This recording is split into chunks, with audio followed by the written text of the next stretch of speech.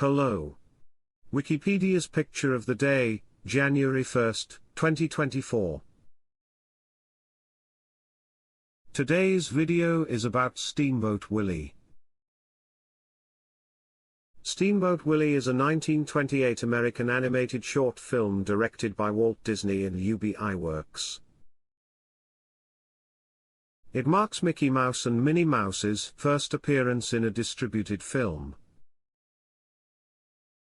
Mickey Mouse was created as a replacement for Oswald the Lucky Rabbit, created by the Disney Studio, but owned at the time by Universal Pictures, and when two silent films featuring the character failed to gain a distributor, Walt Disney decided instead to put him in a sound cartoon, perhaps inspired by the jazz singer.